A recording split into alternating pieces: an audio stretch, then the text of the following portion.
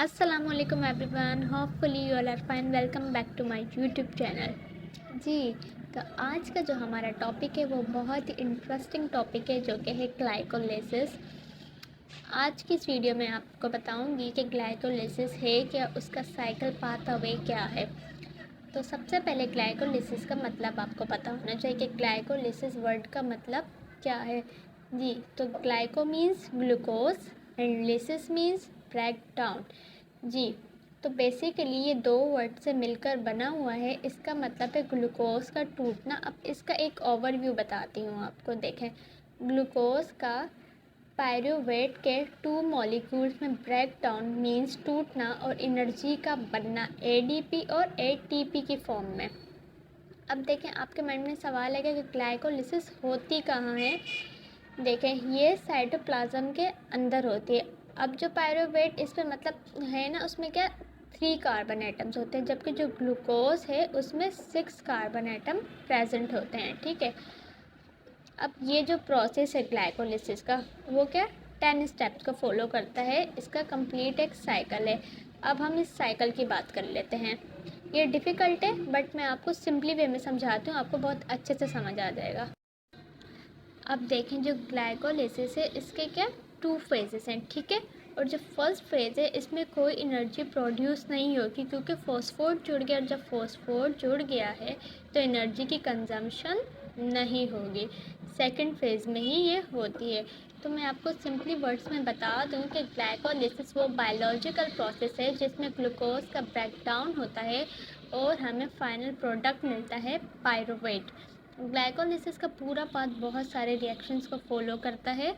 इसके 10 स्टेप हैं, मैं वन बाय वन आपको बताती हूँ। तो सबसे पहले हम बात कर लेते हैं ग्लूकोज की। अब इसका जो फर्स्ट रिएक्शन है उसमें क्या होता है, जो ग्लूकोज होता है वो कन्वर्ट होता है ग्लूकोज 6 फॉस्फेट में, और ये रिएक्शन कैटलिस्ट होता है, इसलिए हम इसे कहते हैं हेक्सोकाइनेज। ठीक है, तो अब हम बात कर लेते हैं सेकंड रिएक्शन की। अब देखें, जब फर्स्ट रिएक्शन में जो प्रोडक्ट हमें मिला, ठीक है, तो वो क्या कन्वर्ट हुआ वो फ्रक्टोज 6 फॉस्फेट में। और इस रिएक्शन को क्या कहते हैं, इस रिएक्शन में देखिए होता क्या है। इस रिएक्शन में ना जो आइसोमेरेज कैटलिस्ट की प्रेजेंस में मतलब ग्लूकोज 6 फॉस्फेट क्या चेंज हो जाता है। ठीक है, अपने आइसोमर में, जो कि फ्रक्टोज 6 फॉस्फेट है। ठीक है, तो ये हमने बात कर ली इसके सेकंड रिएक्शन की। तो अब हम बात कर लेते हैं इसके थर्ड रिएक्शन की। देखें, पढ़ते हैं। अब देखें थर्ड रिएक्शन में क्या होगा। थर्ड रिएक्शन में हम क्या करेंगे, जो हमारा सेकंड रिएक्शन का प्रोडक्ट है हम उसको ही यूज़ करेंगे। देखें, जो सेकंड रिएक्शन में प्रोडक्ट मिला, ठीक है, सेकंड रिएक्शन में जो प्रोडक्ट आया फ्रक्टोज 6 फॉस्फेट, जो कि इस रिएक्शन में मींस थर्ड रिएक्शन में कन्वर्ट हो जाएगा। ठीक, तो फ्रक्टोज 6 फॉस्फेट कन्वर्ट होगा फ्रक्टोज 1,6 बिसफॉस्फेट में।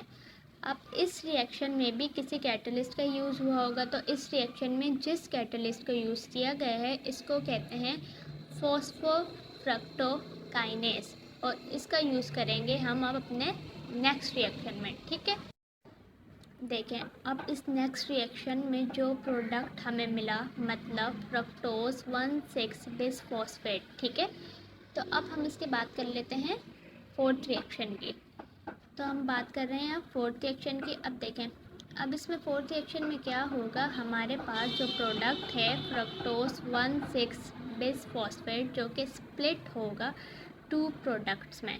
ठीक है, जिसको हमने स्प्लिट किया 2 प्रोडक्ट में। और ये जो 2 प्रोडक्ट्स हैं वो कौन से हैं, एक है ग्लाइसरल्डिहाइड 3 फॉस्फेट और दूसरा है डीहाइड्रोक्सिएटोन फॉस्फेट।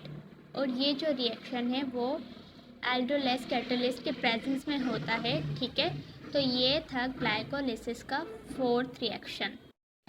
देखें, ये हमने बात कर ली फोर्थ रिएक्शन की। अब यहाँ पे मैं आपको बहुत ही इंपॉर्टेंट पॉइंट बताती हूँ, जो कि एक मोस्ट इम्पॉर्टेंट बात है। देखिए, ये जो हमने 4 रिएक्शंस पढ़े हैं वो क्या फर्स्ट फेज़ के रिएक्शंस हैं। ठीक है, ये हमने बात की है फर्स्ट फेज़ के रिएक्शन की, और इनमें कोई भी एनर्जी जनरेट नहीं होती। इन 4 रिएक्शंस में कोई भी एनर्जी जनरेट नहीं होती बल्कि एनर्जी कंज्यूम होती है। इन 4 रिएक्शंस में एनर्जी जनरेट नहीं हो रही, कंज्यूम हो रही है। और इस रिएक्शन का जो प्रोडक्ट हो रहा है रेडी, वो क्या फॉस्फेट की फॉर्म में हो रहा है। और फॉस्फेट कहाँ से निकलता है? एटीपी से। मतलब इस फेज़ में एटीपी के 2 मॉलिक्यूल्स कंज्यूम होते हैं, ठीक है। इसलिए इस फेज़ को कहा जाता है एनर्जी रिक्वायरिंग फेज़, ठीक है। तो ये हमने बात कर ली फर्स्ट फेज़ के 4 रिएक्शंस की। तो अब हम बात कर लेते हैं फिफ्थ रिएक्शन की। ग्लाइकोलिसिस का जो फिफ्थ रिएक्शन है उसमें क्या होता है देखें। अब इसमें क्या होगा, फोर्थ रिएक्शन से जो प्रोडक्ट बना ग्लाइसरेट 3 फॉस्फेट, तो वो कन्वर्ट हो जाएगा 1,3 बिस फॉस्फोग्लाइसरेट में। और इस रिएक्शन में जो एंजाइम हुआ यूज़, उसका क्या नाम है? डीहाइड्रोजिनेज, ठीक है। तो ये हमने फिफ्थ रिएक्शन की बात कर ली। अब हम आगे बढ़ लेते हैं 6 को। अब देखें इस रिएक्शन में क्या होगा, 1,3 बिस फॉस्फोग्लाइसरेट कन्वर्ट हो जाएगा 3 फॉस्फोग्लाइसरेट में, ठीक है। और जिस एंजाइम के प्रेजेंस में ये रिएक्शन हुआ है इसका नाम है फॉस्फोग्लाइसरेट काइनेज, ठीक है। तो ये हमने 6 रिएक्शन की बात कर ली। तो आगे हम बात कर लेते हैं सेवन्थ रिएक्शन के। सेवन्थ रिएक्शन में क्या होगा जी, तो जो 3 फॉस्फोग्लाइसरेट है वो कन्वर्ट हो जाएगा 2 फॉस्फोग्लाइसरेट में। और ये जो रिएक्शन जिस एंजाइम के प्रेजेंस में हुआ है उसका नाम है फॉस्फोग्लाइसरेट म्यूटेज, ठीक है। तो आगे हम बात करते हैं अब नेक्स्ट रिएक्शन की जी। तो जो 2 फॉस्फोग्लाइसरेट है वो कन्वर्ट होगा फॉस्फोएनोल पायरुवेट में। और ये एनोलेस एंजाइम के प्रेजेंस में होगा, ठीक है। इस रिएक्शन का नाम है ये रिएक्शन जिस एंजाइम के प्रेजेंस में होगा उसका नाम है एनोलेस, ठीक है। तो अब देखें, अब नेक्स्ट रिएक्शन जो है उसमें क्या होगा, ये फॉस्फोएनोल पायरुवेट कन्वर्ट हो जाएगा फाइनल प्रोडक्ट में जिसका नाम है पायरुवेट। जब ये फाइनल प्रोडक्ट में कन्वर्ट हुआ तो उसका नाम है पायरुवेट, जो कि लास्ट रिएक्शन है। और जिस एंजाइम के प्रेजेंस में ये रिएक्शन होगा उसका नाम है पायरुवेट काइनेज, ठीक है। तो ये था ग्लाइकोलिसिस का सेकंड फेज़, ठीक है, जिसमें एनर्जी जनरेट होती है। जबकि फ़र्स्ट फेज़ के 4 रिएक्शंस मैंने बताए थे उसमें एनर्जी जनरेट नहीं होती, और इन रिएक्शंस में एनर्जी जनरेट होती है क्योंकि ये ग्लाइकोलाइसिस का सेकंड फेज़ है, ठीक है। तो उम्मीद करती हूँ आपको ग्लाइकोलिसिस का complete path away, complete process, 10 reaction बहुत अच्छे से समझ आएंगे। मैंने बहुत ही सिंपली वे में आपको समझाया है।